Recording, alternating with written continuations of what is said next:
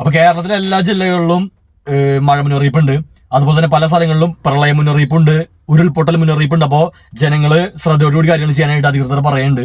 അപ്പൊ അങ്ങനെ പറയാനുള്ള കാര്യം എന്ന് വെച്ച് കഴിഞ്ഞാൽ, ഇതുപോലുള്ള പ്രകൃതി ദുരന്തത്തിന്റെ സമയത്താണെങ്കിലും അല്ലാത്ത പ്രശ്നങ്ങളുടെ സമയത്താണെങ്കിലും മലയാളി ജനത ഒറ്റക്കെട്ടായിട്ടാണ് ഇതൊക്കെ നേരിട്ടാണത്. അപ്പൊ ഇനി അങ്ങോട്ടും ഇതൊക്കെ ഒറ്റക്കെട്ടായിട്ട് നേരിടണം. അവിടെ മതവും രാഷ്ട്രീയവും നോക്കാൻ പാടില്ല. അപ്പോ ഈ ദിവസങ്ങളിൽ എന്റെ ശ്രദ്ധയിൽപ്പെട്ട 1-2 വാർത്തകൾ ഉണ്ടായിരുന്നു. അതായത് 1-2 ക്ഷേത്രങ്ങളിലും അമ്പലങ്ങളിലും ഒക്കെ വെള്ളം കയറിയത്. അപ്പൊ അതൊക്കെ എന്റെ ശ്രദ്ധയിൽപ്പെട്ടു. ഇപ്പോ ഒരു വീഡിയോ കണ്ടെന്ന് വെച്ച് കഴിഞ്ഞാൽ, ഒരു ആലുവയിലത്തെ ഒരു ക്ഷേത്രത്തില് 90% വെള്ളം കയറി. അപ്പൊ അവിടുത്തെ പൂജാരി നീന്തി രക്ഷപ്പെടുന്നത്. പിന്നെ കണ്ണൂർ ഒരു അമ്പലം ക്ഷേത്രം, അവിടെ അടുത്ത് ഉരുൾ പൊട്ടിയിട്ട് വെള്ളം കുത്തി ഒഴിക്കുന്ന കാരണം ഈ അവിടുത്തെ പൂജാരി കുടുങ്ങി കിടക്കണ്. അതുപോലെ വേറെ ക്ഷേത്രങ്ങളിൽ വെള്ളം കയറിയത്.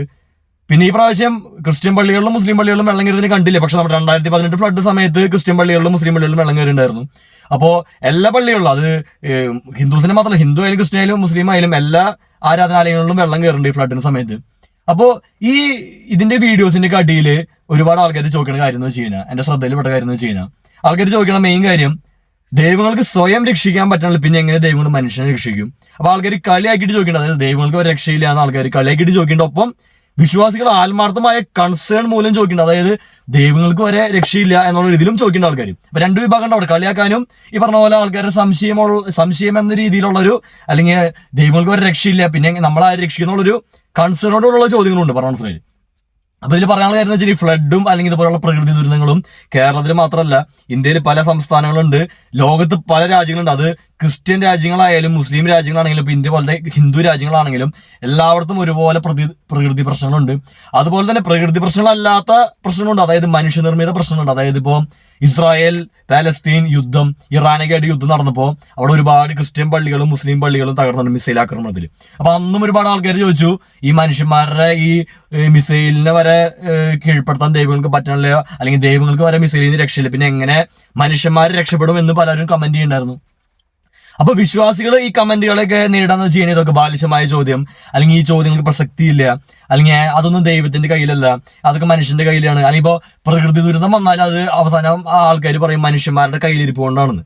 അപ്പൊ എനിക്ക് ചോദിക്കാനുള്ള ഒരു കാര്യം എന്ന് വെച്ച് കഴിഞ്ഞാൽ, പ്രകൃതി ദുരന്തങ്ങളായാലും മനുഷ്യനിർമ്മിത ദുരന്തങ്ങളായാലും ദൈവങ്ങൾക്ക് ഒരു തരത്തിലും മനുഷ്യന്മാരും പ്രൊട്ടക്ട് ചെയ്യാൻ പറ്റണില്ല, സ്വയമേ പ്രൊട്ടക്ട് ചെയ്യാൻ പറ്റണില്ല. പറഞ്ഞ മനസ്സിലായി. അതുപോലെ തന്നെ വേറൊരു കാര്യം എന്ന് വെച്ചാൽ, ഇപ്പൊ UK നല്ലൊരു വാർത്ത ഉണ്ടെന്ന് വെച്ച് കഴിഞ്ഞാൽ, ഒരു ക്രിസ്ത്യൻ ദേവാലയം ഭീകരവാദികളെ പോലത്തെ ആൾക്കാർ വന്നിട്ട് തകർത്തു, അല്ലെങ്കിൽ തീയിട്ടു. അപ്പൊ അതൊന്നും ദൈവങ്ങൾക്ക് പ്രൊട്ടക്ട് ചെയ്യാൻ പറ്റില്ല. അപ്പൊ എനിക്ക് ചോദിക്കാനുള്ളത്, ദൈവങ്ങൾക്ക് എന്താണ് ശരിക്കും ചെയ്യാൻ പറ്റുക? അതായത് ഇപ്പോ പരീക്ഷയിൽ തോറ്റ ജയിപ്പിക്കാനാണോ, അല്ലെങ്കിൽ കാണാതെ പോയ ഒരു സാധനം കണ്ടെടുക്കാനാണോ? അല്ലെ കളിയാക്കി ചോദിക്കണതല്ലേ, സീരിയസ് ആയിട്ടുള്ള കൺസേൺ ആണ്. അതായത് ദൈവങ്ങൾക്ക് ശരിക്കും ഇതൊന്നും ചെയ്യാൻ പറ്റണില്ലെങ്കിൽ, ഇപ്പൊ ബാലിശമായിട്ട് ആൾക്കാർക്ക് തോന്നാം, പറഞ്ഞ മനസ്സിലായില്ലേ? പക്ഷെ ഇത് നിങ്ങൾ ഒന്ന് ചിന്തിച്ച് കഴിഞ്ഞാൽ ശരിയല്ലേ? അതായത് ഇപ്പൊ നമ്മൾ പണ്ട് പറയും, അതായത് ചില ആൾക്കാർ പറയും, പരീക്ഷയിൽ പാസ്സാക്കി തരാം, കുറച്ച് പൈസ തന്നാൽ പാസ്സാക്കി തരാന്ന് പറഞ്ഞിട്ട് ഈ വ്യാജന്മാര് ഇറങ്ങും. എന്നിട്ട് അവര് ഈ ഒരു 10 പിള്ളേരിൽ നിന്ന് പൈസ വാങ്ങും. അതില് 5 പിള്ളേര് തനിയെ പാസ്സാവും, 5 പിള്ളേര് ഈ പറഞ്ഞ പോലെ തോക്കും. അപ്പൊ തോറ്റവർക്ക് പൈസ തിരിച്ചു കൊടുക്കും. പക്ഷെ ജയിച്ചൊരു വിചാരിക്കും ഇവര് ജയിപ്പിച്ചാന്ന്. പക്ഷെ യഥാർത്ഥത്തിൽ അവരുടെ പഠിച്ച് കഴിവുകൊണ്ടും ഒപ്പം ഈ നോക്കിയവരുടെ ഒരു കടാക്ഷം കൊണ്ടായിരിക്കാം അവർ ജയിച്ചത്. പറഞ്ഞ മനസ്സിലായില്ലേ? അപ്പൊ ഇതുപോലെ തന്നെ ഒരു വിശ്വാസം എന്നാണ് എനിക്ക് തോന്നിയാണ്. പറഞ്ഞ മനസ്സിലായി. എന്റെ ഒരു പേഴ്സണൽ എക്സ്പീരിയൻസിൽ നിന്നും എനിക്ക് ലോകം ഇത്ര നാളത്തെ പരിചയത്തിൽ ഞാൻ ഈ കേരളത്തിൽ ഇട്ടാവട്ടത്തിൽ കിടന്ന് കളിക്കുന്ന വ്യക്തിയല്ല. ഐ മീൻ വിദേശത്ത് പോയിട്ടല്ല, പക്ഷെ അല്ലാണ്ട് മനസ്സുകൊണ്ട് പല രാജ്യങ്ങളും പല സിറ്റുവേഷൻസും പല സന്ദർഭങ്ങളും മനസ്സിലാക്കാൻ പറ്റിയിട്ടുണ്ട്. പറഞ്ഞ മനസ്സിലായില്ലേ? ഇന്നർ ഡെപ്തിലുള്ള ചിന്താഗതിയുള്ള വ്യക്തിയാണ് ഞാൻ. അപ്പൊ ഒരുപാട് ഇവർക്കുണ്ടാവും അങ്ങനെ. അപ്പോ പിന്നെ വേറെ ആൾക്കാർക്ക് വേണമെങ്കിൽ പറയാം, എനിക്ക് ജീവിതാനുഭവം ഇല്ലാത്തതുകൊണ്ടായിരിക്കുന്നത്. എന്ത് തന്നെ ആയാലും ജീവിതാനുഭവം ഉണ്ടായാലും ഇല്ലെങ്കിലും ഒക്കെ ഇപ്പൊ നിങ്ങളൊന്നും ആലോചിച്ച് കഴിഞ്ഞാൽ, ഇപ്പോ വിശ്വാസിയും അവിശ്വാസിയും അല്ലെങ്കിൽ തെറ്റ് ചെയ്തവനും തെറ്റ് ചെയ്യാത്തവനും എന്ന് പറഞ്ഞ ആൾക്കാർ ചിലപ്പോൾ പറയും. ഇപ്പോ നിങ്ങൾ ആലോചിക്കുക, മരണം എല്ലാവർക്കും ഉണ്ട്.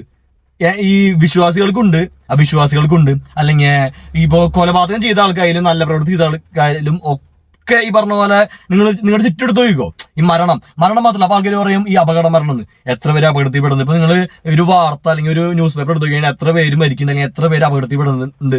പ്രായമായവരും ചെറുപ്പക്കാരും സ്ത്രീയും പുരുഷനും എല്ലാ മതത്തിൽപ്പെട്ടവരും മതം ഇല്ലാത്തവരായാലും അല്ലെങ്കിൽ പൈസ ഉള്ളവനായാലും പൈസ ഇല്ലാത്തവനായാലും ഒക്കെ മരണത്തിൽപ്പെടുന്നുണ്ട്. അപ്പൊ അവരൊക്കെ നിങ്ങൾ അവരുടെ ഒക്കെ ഒരു രീതി എടുത്തു കഴിഞ്ഞാൽ അതില് എല്ലാത്തരം ആൾക്കാരുണ്ട്. അതായത് തെണ്ടുതരം കാണിച്ച് മനുഷ്യന്മാരെ ഉപദ്രവിച്ചിരിക്കുന്ന ആൾക്കാർ തുടങ്ങി വളരെ നല്ല പ്രവൃത്തി ചെയ്ത് മറ്റുള്ളവരെ സഹായിച്ച് പുണ്യാളന്മാരെ വിളിച്ചിരിക്കുന്ന ആൾക്കാർ തുടങ്ങി എല്ലാവർക്കും ഒരുപോലെ പ്രശ്നങ്ങൾ വരുന്നുണ്ടെന്ന്. ഇപ്പൊ നിങ്ങൾ ഫ്ലഡിന്റെ സമയത്ത് വെള്ളം കയറുമ്പോൾ അവിടെ പൈസക്കാരനോ പാവട്ടവനോ ക്രിസ്ത്യൻ മുസ്ലിം ഹിന്ദുന്നോ അല്ലെങ്കിൽ പറഞ്ഞ പോലെ നല്ലത് ചെയ്യണവനോ തിന്മ ചെയ്യണമെന്നോ ഒന്നുമില്ല, രാഷ്ട്രീയക്കാരനെന്നോ സിനിമ നടന്നോ ഒന്നുമില്ല. ഇപ്പൊ നമ്മുടെ കഴിഞ്ഞ ദിവസം PC ജോർജിന്റെ വീട്ടിൽ വെള്ളം കയറി, പറഞ്ഞ മനസ്സിലായില്ലേ? അപ്പൊ ഇതൊക്കെയാണ് കാര്യങ്ങൾ ആൾക്കാർ മനസ്സിലാവുണ്ട്. അതായത് ഇങ്ങനെയുള്ള ചോദ്യങ്ങൾ വരുമ്പോൾ വിശ്വാസികൾ ഇതിന് ഒറ്റയടിക്ക് ഒഴിഞ്ഞു മാറും. പക്ഷെ നിങ്ങൾ ഒന്ന് ചിന്തിച്ചു ഇതൊക്കെ ശരിയല്ലേ?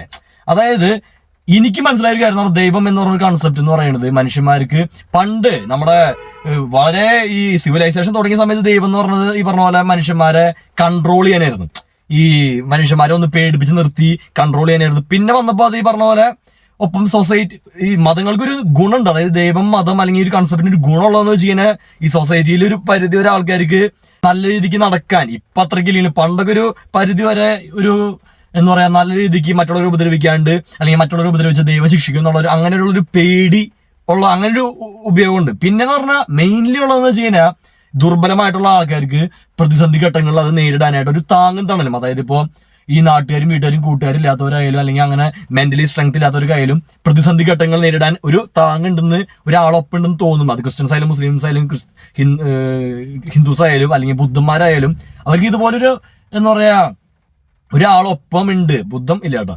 ഒരാളൊപ്പം ഉണ്ട് എന്നുള്ളൊരു എന്താ പറയുക ഒരു ധൈര്യം, സംതിങ് ടു സ്റ്റിക്ക് ഓൺ, അതായിട്ടാണ് എനിക്ക് തോന്നിയാണ്. പറഞ്ഞ മനസ്സിലായില്ലേ?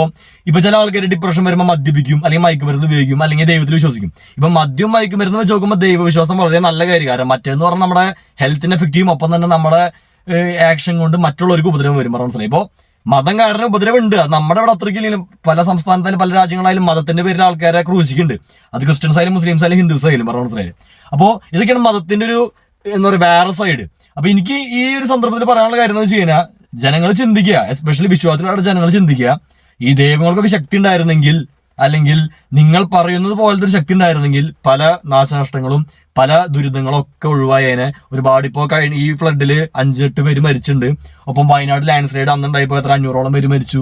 2018 ഫ്ലഡിന് സമയത്ത് ഒരുപാട് പേര് മരിച്ചു. അത് ലോകത്തിലെ പല സ്ഥലങ്ങളിലും ഇന്ത്യയുടെ പല സ്ഥലങ്ങളിലും പല സംസ്ഥാനത്തും പല രാജ്യങ്ങളിലും പല പ്രകൃതി ദുരന്തത്തിലായാലും പല മനുഷ്യനിർമ്മിത ദുരന്തത്തിലായാലും ഒരുപാട് പേര് മരിക്കുന്നുണ്ട്. അതിൽ വിശ്വാസികളുണ്ട്, അവിശ്വാസികളുണ്ട്, അല്ലെങ്കിൽ ഈ പറഞ്ഞ പോലെ തെറ്റ് ചെയ്തവരുണ്ട്, തെറ്റ് ചെയ്യാത്തവരായിട്ട് പറയുന്ന ആൾക്കാരുണ്ട്. അപ്പൊ ഇതിൽ ജനം ചിന്തിക്കുക, ഈ പറഞ്ഞ പോലെ നമ്മുടെ ആക്ഷൻസ് ആണ് ഒരു പരിധി വരെ നമ്മുടെ ജീവിതം നിയന്ത്രിക്കുക. പിന്നെ ഒരു പരിധി വരെ നിയന്ത്രിക്കുന്നത് അൺപ്രഡിക്റ്റബിലിറ്റി, അതായത് ജീവിതത്തിൽ എന്തും നടക്കാമെന്നുള്ള ഒരു അൺസർട്ടേണിറ്റി എപ്പോഴും ഉണ്ടാവും. പറഞ്ഞാൽ നമ്മൾ പ്രതീക്ഷിക്കാത്ത എപ്പോഴും എന്തും നടക്കും. ഇപ്പൊ ഞാനിപ്പോ സംസാരിച്ചുകൊണ്ടിരിക്കുമ്പോൾ ചിലപ്പോൾ എനിക്ക് അറ്റാക്ക് ഒന്നും ഞാൻ മരിക്കാം, അല്ലെങ്കിൽ ഞാൻ വണ്ടി ഓടിച്ച് പോകുമ്പോൾ വല്ല ആക്സിഡന്റ് ഒന്നും മരിക്കാം. പറഞ്ഞ മനസ്സിലായില്ല?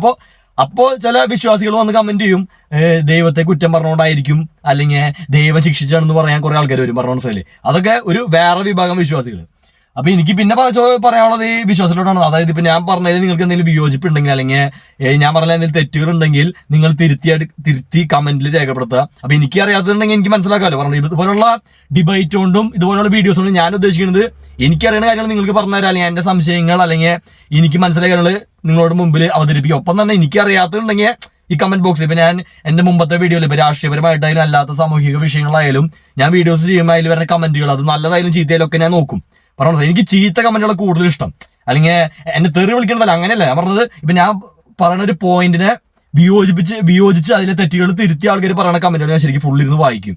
പറഞ്ഞ മനസ്സിലായില്ലേ? ഈ തെറി വിളിക്കുന്നത് അതൊക്കെ എന്ന് പറഞ്ഞ ആൾക്കാരുടെ ബോധമില്ലായി മാത്രം അതും എനിക്ക് കുഴപ്പമില്ല. പറഞ്ഞ മനസ്സിലായില്ലേ? അപ്പൊ അങ്ങനെ നിങ്ങൾക്ക് ഒരു അഭിപ്രായം ഉണ്ടെങ്കിൽ ഈ വിഷയത്തെ പറ്റി ഞാൻ പറഞ്ഞതിൽ എന്തെങ്കിലും യോജിപ്പൊക്കെ ഉണ്ടെങ്കിൽ നിങ്ങൾക്ക് വേറെ അറിവുകൾ എന്തെങ്കിലുമൊക്കെ ഉണ്ടെങ്കിൽ കമന്റിൽ രേഖപ്പെടുത്താം, ഞാൻ നോക്കുന്നതായിരിക്കും.